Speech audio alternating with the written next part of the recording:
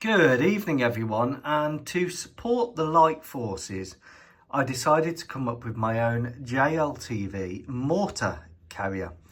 Now, finding a lightweight rapid fire mortar in 1 in 72nd, the modern one, is really difficult, but Butler's did a 2R2M mortar which comes in a VAB. Now I don't use VABs, I've got 3 of them with the mortar, but I wanted something with commonality to the JLTV for the amphibious and airborne forces, the Foreign Legion as they are now.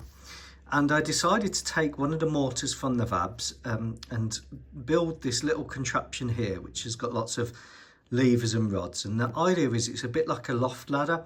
It slides up and then over when it's being carried, and then it comes down like a loft ladder and goes into the ground with this ground anchor when it's being deployed.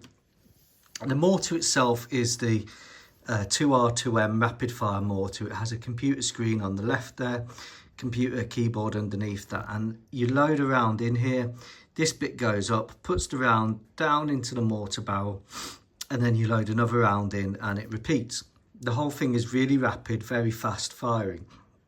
So you don't need many of these to deliver the same amount of barrage that you would need maybe 3 of the towed mortars. So it's a shoot and scoot weapon really. There's the gubbins that I made just out of plastic rod, and I borrowed a bit there from my spares box from a Russian truck.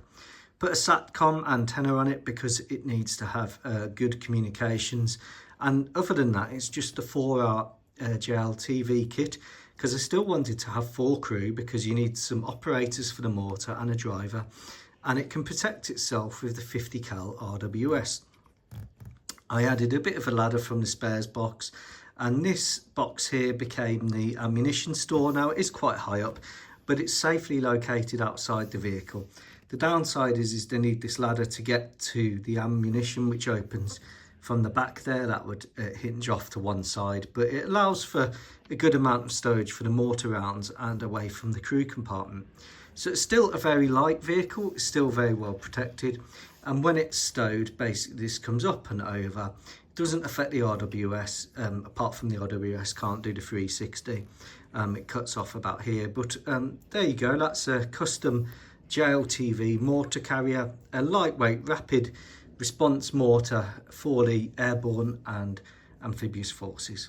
Ta-ra.